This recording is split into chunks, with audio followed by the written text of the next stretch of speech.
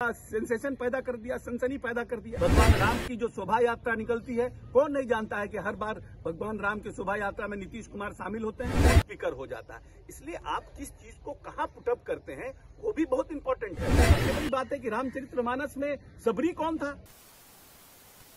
बिहार में ऐसा लग रहा है कि राष्ट्रीय जनता दल और जनता दल यूनाइटेड के रिश्तों पर अब पूर्ण विराम लगने वाला है।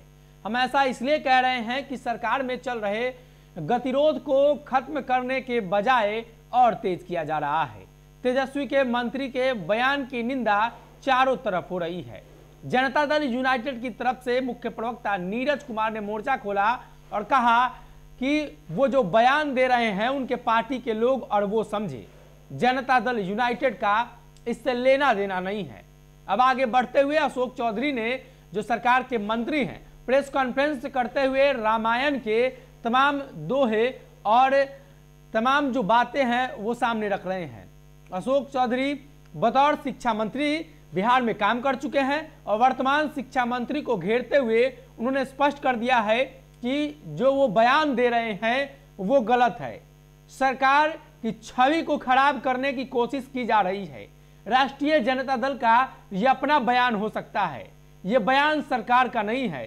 सरकार के मंत्री ने जो बयान दिया है वो सरासर गलत है।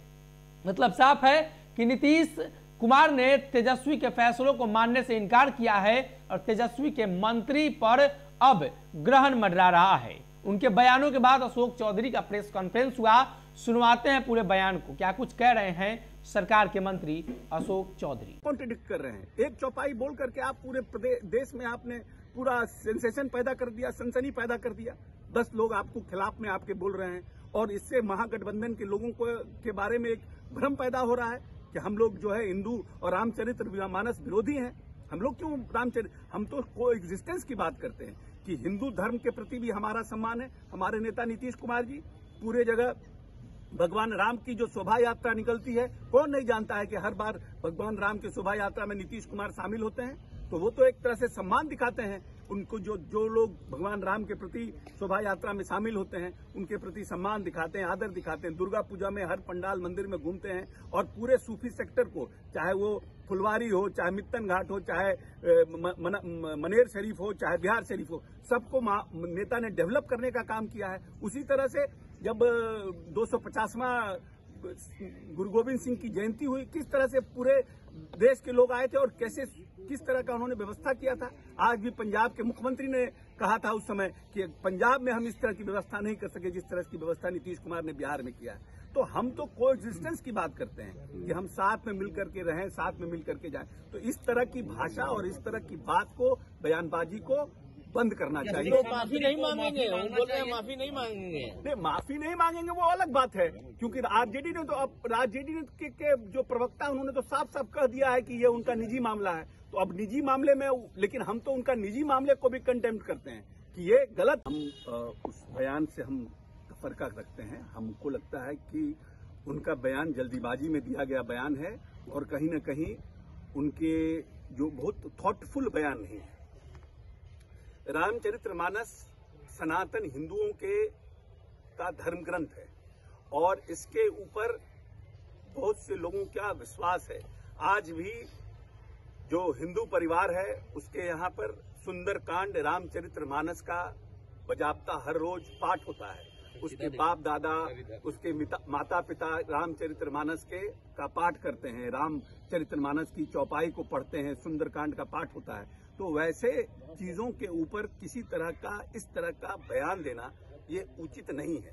और जिस चौपाई का उन्होंने उल्लेख किया है, वो चौपाई को उन्होंने जो कहा है कि मैं अधम जाति विद्या पाए, भयउ जथा अहि दूध पियाए, मतलब कि उन्होंने इसको इस तरह से पुटअप किया है कि जो छोटी जाति के लोग हैं अगर वो विद्या पाते हैं तो वो एक तरह से सांप को दूध पिलाने के भांति है। इस तरह से उन्होंने प्रोजेक्ट किया है। मगर ये तुलसीदास जी ने ये नहीं कहा।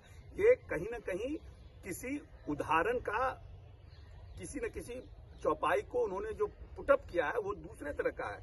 वो पंक्ति काक भुसुंडी जी का है। संदर्भ यह है कि वह अपने शैव गुरु के पास शिक्षा लेने गए थे।